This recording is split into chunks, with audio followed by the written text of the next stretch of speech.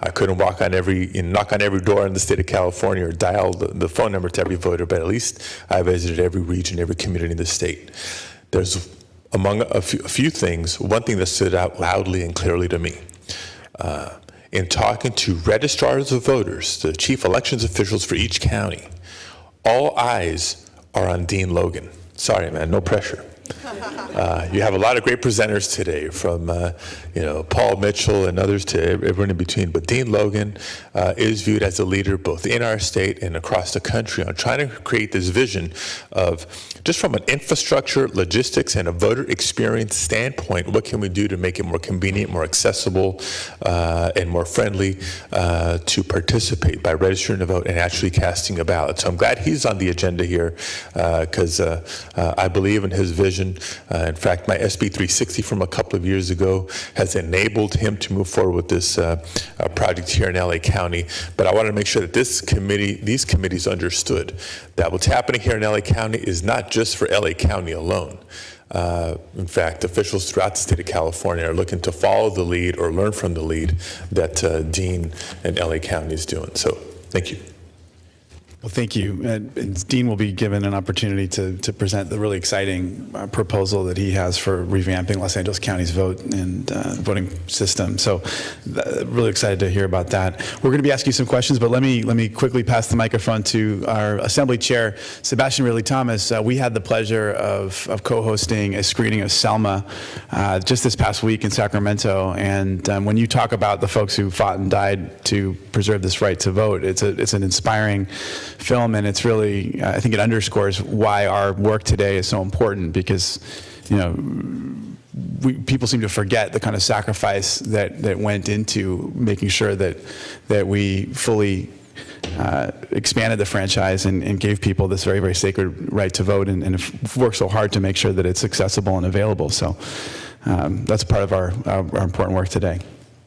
Thank you, Mr. Chairman and Mr. Secretary. I will keep my opening remarks very brief. I'm excited to see you here. I know that you're going to do great work. You're leading on a number of metrics. I know that the Chairman will have some questions for you. Mine are very similar, but know that you have a partner, and I think we're going to get some unique things done.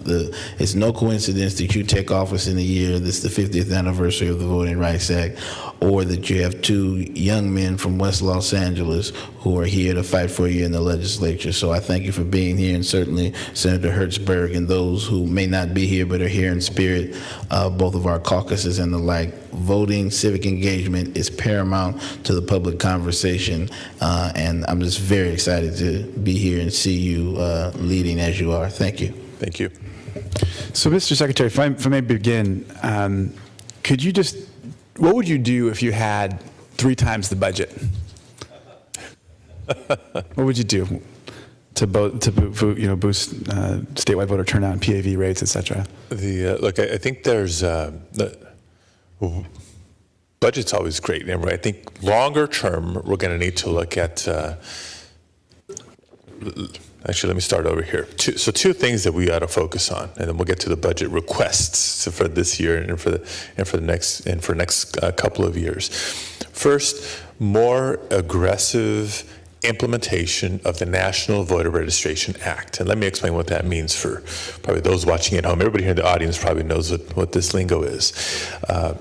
Years ago, this nation passed a National Voter Registration Act. We know it more as Motor Voter.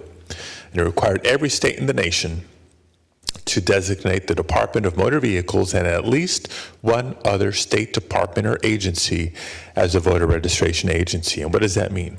That means as people are interfacing with government, there ought to be a seamless opportunity to register to vote in the process if you are eligible. So a lot of people know that, hey, you can register or update your registration when dealing with DMV. That's great. But what other state department or agency? Other states had a long list of departments and agencies. California, at the time, in our infinite wisdom, we designated that second minimum federal requirement, but that second department or agency, what would you guess? The CSU, maybe ED? No, it was the Board of Equalization. because so many of us are in the Board of Equalization's office all the time, right? And so I introduced a bill that was signed into law a few years ago, SB 35, that amended that section of state law to add more voter registration agencies to that list. You know, the initial proposals, they weren't all successful, but why not provide seamless opportunities to register when students are registering at the UC, at the CSU, at community colleges? What about EDD? What about Veterans Affairs? Covered California was in the final version of the bill.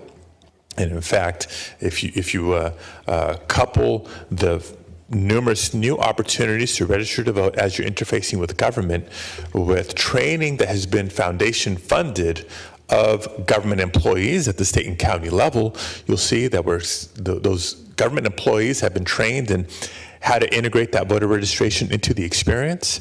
The registration numbers are starting to soar. We're catching up to other states in this strategy, by the way, but it's proven to be effective, and we can build upon that. Let's think about what other state and local government entities would be strategic, smart, effective, and efficient voter registration agencies. If it comes to the point where we need additional resources to be able to implement that, then we get back to your question of, if we triple the budget, what could we do? Long term, I will also ask you to think about this. Think about where our nation has been over the last 15 years. 15 years ago, 2000. Let's take our minds back to Florida. Butterfly ballots, hanging chads.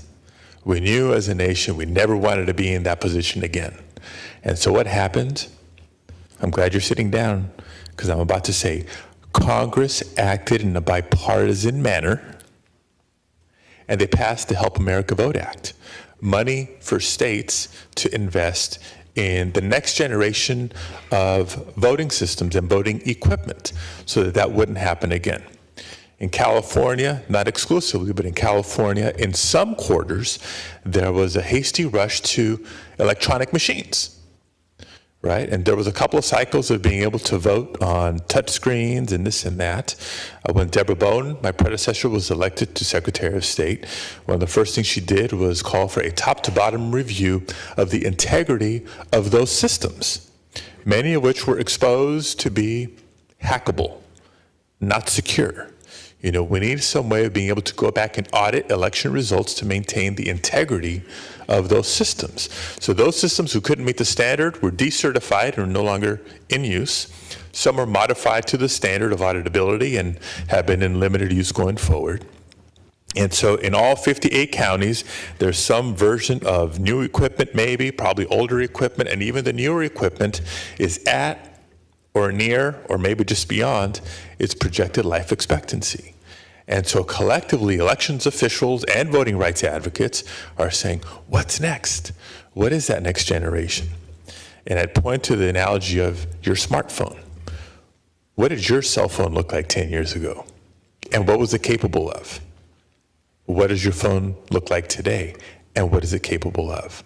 If technology has come a long way, there's got to be a way to, in a secure fashion, integrate state-of-the-art technology to revolutionize the voter experience, not just to make it, you know, easier to navigate through the ballot and the various options of candidates and ballot measures and make your selection, but really affording people additional opportunities to vote. You know, there's some people who point to Oregon and Washington and say, we ought to just go to all vote-by-mail elections. Well, I think vote-by-mail is absolutely convenient for those who do it, and we should build upon its popularity, but we should always preserve an option of voting in person for folks who prefer that. Now, technology exists now to give people the flexibility and the latitude of where we cast our ballot. Imagine being, you know, untethered from only the polling place by where we live, because maybe for a working man or woman, it's easier to vote by where we work or by where we drop our kids off at school. Because after work and getting home and traffic and trying to get to a polling place before 8 o'clock is difficult for some people. I think that flexibility could help increase participation through convenience. And why just do that on election day? What if that was the case on Saturday and Sunday before the election and throw in Monday, you know, for good measure?